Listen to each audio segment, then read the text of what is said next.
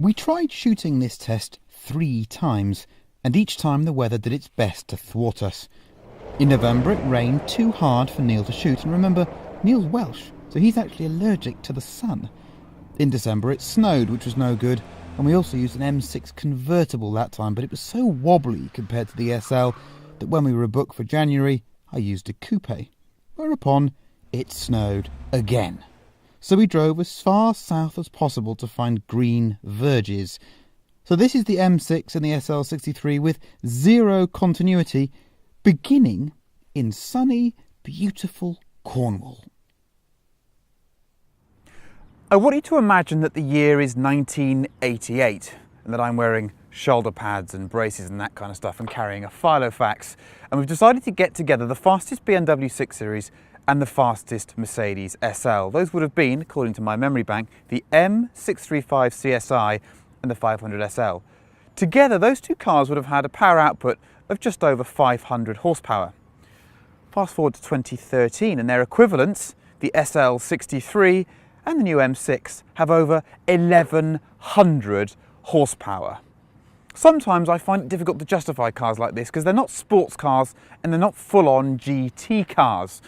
So let's find out what they're actually like to use and whether they're just too powerful and too much for modern motoring.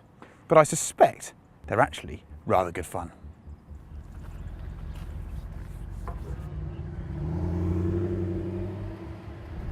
But every cloud has a silver lining, and the upside here is that after 2 aborted tests, I've done lots of miles in both of these cars and discovered some very interesting things. First of all, the Mercedes SL is what everyone thinks of as being a bit of a barge. If I showed you SL Mercedes versus BMW M6 on a piece of paper, you'd assume that the Merc was the big flabby one and that the M6 was the smaller, lighter, sharper one. That is not the case.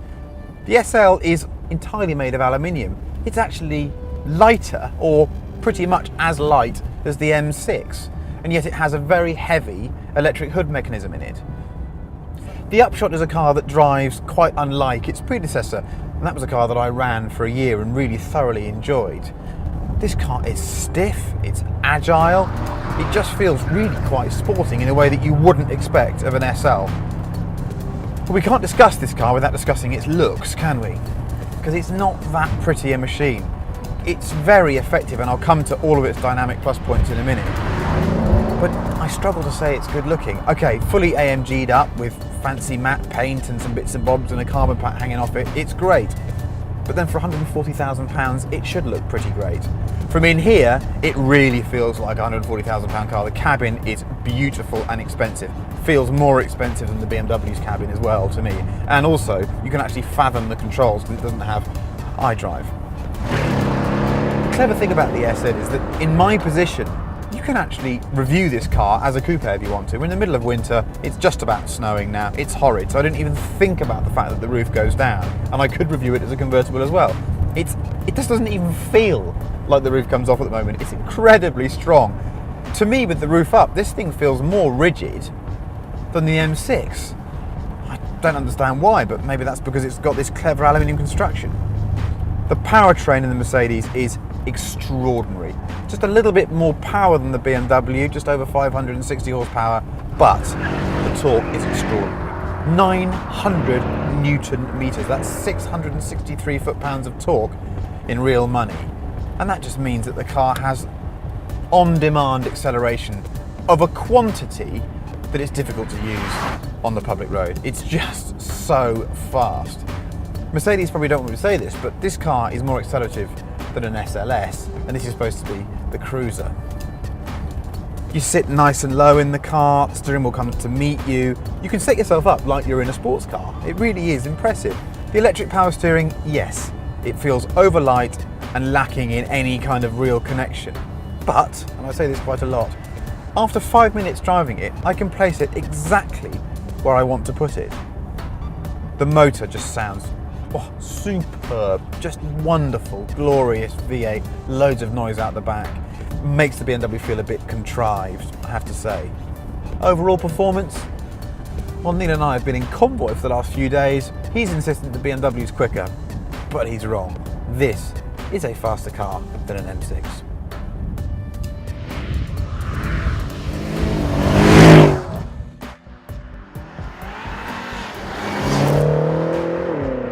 So I've driven these things on motorways, I've driven them fast, slow, I've driven them on a bit of circuit, driven them on the road, I've done skiddy stuff in them, I've just pretty much done everything that you can do in an M6. Yesterday, for example, I did about 450 miles during the day on a mixture of roads, and I came away with what I think is quite a strange conclusion for me, and that is, I prefer this car to an M5.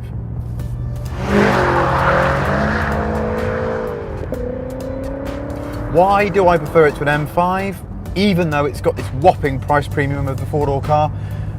I love the way it looks. It kind of has a character all of its own. I'd describe it as being a little bit GTR-like, actually. The way that the gear changes are so immediate, the way the car feels massive and yet still actually quite chuckable is quite GTR-like. And of course, being two-wheel drive, it has none of that car's traction. So it wants to go sideways everywhere. This engine, I think, oddly enough, because it spends so much time trying to be characterful and throw odd fake noises at you through the cabin, it's a bit contrived at times, but there's no denying the effectiveness of a twin-turbo engine of this swept capacity that can rev to over 7,000 RPM. And compared to the Merc, it has got a throttle response advantage. Having those turbos in between the V definitely gives you a throttle response advantage, although I don't really feel it that much on the road because the Merc's got so much extra torque. 560 horsepower in this thing, 502 foot-pounds of torque. Those are monster numbers, monster. But then this thing weighs 1,925 kilograms, so it's a right old lump. But the performance on the road is just majestic. There's torque, so you can just mooch past stuff. This double clutch gearbox is really good in auto mode, but incisive and fast and immediate when you want to change gear yourself. You sit low in the car. It's a classic BMW cabin. Bangle's gone now, so everything's sort of angled towards me. I feel like I'm the centre of the environment in here, and I want to feel that way. It's a great GT car in the classic sense, although its GT credentials are undone by a couple of little things. First of all, it's actually quite noisy in the cabin sometimes at speed. It's got a lot of tyre noise. It's the tyre noise that affects it, and it's very surface sensitive. So if you pick up just the wrong surface, it's noisier in here than it is in the SL, which is surprising because the SL doesn't actually have a roof. The other thing is the structure of the car, which doesn't feel absolutely enormously strong. I'm sure it passes every crash test imaginable and it's a very safe car. But now and again, when you thump it over a bump, there's a shimmy that comes through the body and the steering column takes a bit of a wobble. Now you're probably wondering why we didn't use an M6 cab versus the SL. Well, it's partly because I messed up on the booking, sorry about that. But I'm glad that we didn't, because I drove an M6 cab before Christmas in one of the failed attempts to shoot this piece, and it did wobble too much. It wobbled so much that it wasn't actually an adequate rival for the SL. This definitely feels like an M car as well. It feels special, feels a bit naughty. It's got a lovely look to it, lovely stance on the road. Cabin, lots of high quality materials. As I said, nicely driver-centric. iDrive, I still don't get. I mean, it's just utterly baffling what's going on up here. But when you get the phone hooked up and you can listen to DAB and the nav's directing you on the head-up display, you do think to yourself, I could just drive to Geneva and it wouldn't be a problem at all. Because fuel consumption is so much better now with the twin-turbo motor, we've got some range. So again, more of a GT car.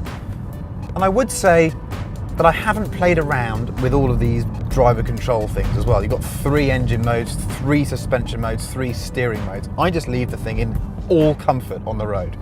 That means that if you absolutely hammer it over a bumpy A or B road, you probably will start to feel the car float a bit, but I don't mind that. I just don't want the really harsh ride. In the softest mode on British roads, this is actually quite a surprisingly comfortable car, apart from that weird bit of noise. Anyhow, enough talking, let's go fast.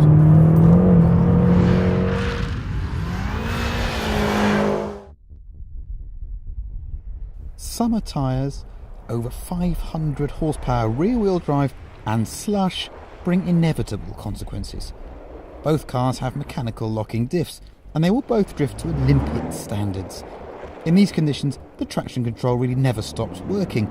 I reckon you'd do a set of rear brake pads in about a month. The BMW's less severe torque makes it easier to slide, but the SL still runs it very, very close. Fleetwood Mac sang about making loving fun, but these two make drifting fun. The SL doesn't make life easy for itself. To my eyes, it should look better than it does. Yes, the AMG treatment helps, but everyone we asked said they preferred the way the M6 looked. But then within the context of this test, the M badge is a little misleading, isn't it? Because you'd expect it to be the sharper car of the two, when actually it feels bigger and looser. The SL can be a roadster and a coupe. Yes, you can buy an M6 cab, but it wobbles too much. The Merc's engine is more impressive than the BMW's, but the M6 somehow has a kind of two-wheel drive Nissan GTR appeal to it. If I had to choose one, I'd take the M6, but I'd probably spend half the year wishing I'd taken the SL. Both are cracking cars.